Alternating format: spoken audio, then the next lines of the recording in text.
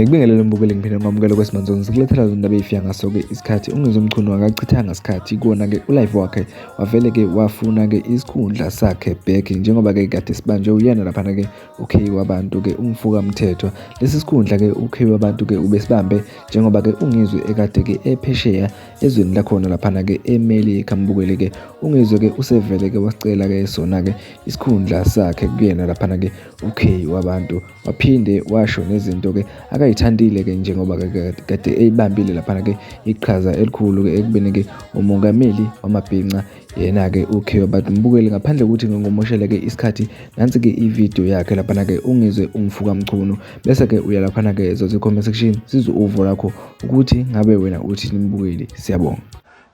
Mina umakhelwane wami ngwaphosa itshelifiki ushaye ukuthi-ake ongakuyintaba impela uyasho ukuthi cha abantu abasondele kube kuhle kubuswe akhulise abantu ngokwesintu nangokwenza ukuthi ethi eyinkosi izinto ayihambise ngokohlelo lwesintu. Lokho kuyakhuthaza ngoba ukwenza omdala kwenza ukuthi nathi sizingane sazi ukuthi siyakweleta ubesikwenza nangelinye ilanga. Mangabe-ke esincokola-ke nomlomo wasezulwini usiyabuza ukuthi hawu ubuye nini phesheya? Ngithi mina ngibuye ngesonto baba. Usithi-ke cha isikhundla sakho ususilandeleni K. Cha ngase ngimceba ko K ukuthi cha baba okay akasafuni isikhundla sami. Sithi-ke inkosi cha akeze la ngesonto azosho ukuthi unqabelane ngesikhundla sakho. Abuye afike la azosibuyisa isikhundla. Okay-ke naye singaba khona naye ngesonto lapha-ke emzini wenkosi. Ikhona iparking amachunweni January bese-ke sehlela-ke emzini wenkosi kubuse kube kuhle ngesihle impela.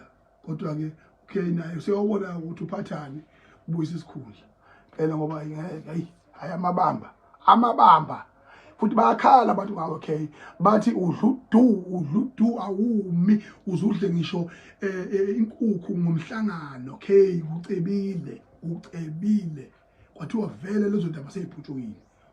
Ubhuti uNzuzu uhambile wabika lapho befundisi ukuthi okay wadla inkukhu ya seyiphutshukile lezo ndaba.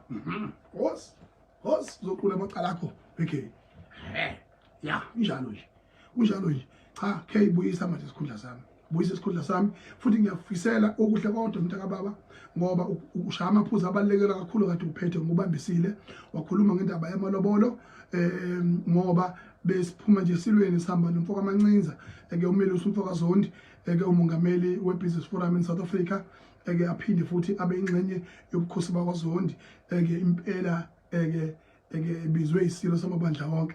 Ngamphelezela-ke njengami njengomunye wayi-top 6 eNdlunkulu yakwaZulu nami ngisekomidini eliphezulu eNdlunkulu kaZulu.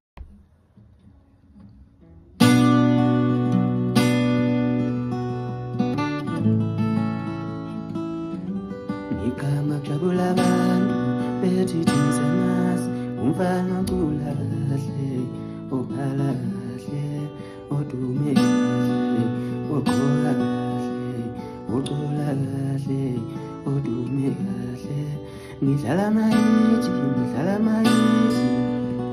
unyaka alikela mahal igama jabula abantu bethi tinsemas umfana ocula kahle obhala kahle odume kahle oqola kahle ucula kahle odume kahle noma lo mculo onzima uyama ukuthi uphila nobani uhamba nobani uhlala nobani ushaya wedonsa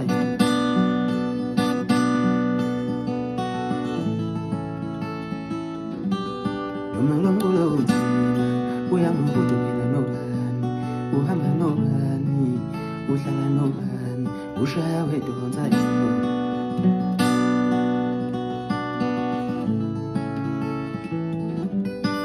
ngidlala mayithi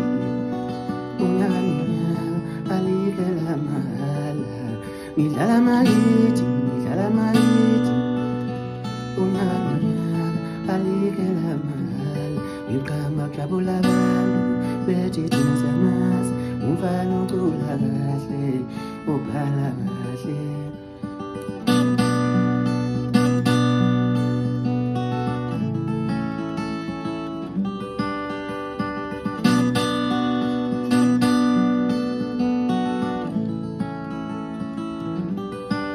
ngiyayiphathi mina lo mculo kade funa umama ekhaya yethi intana mebazobulala ngicela uye ekhaya ngiyayiphathi mina lo mculo kade funa umama ekhaya yethi intana mebazobulala ngicela uye ekhaya ngiqhama kujabula abantu bethi thina siyamazi umfana ucula kahle ubhala kahle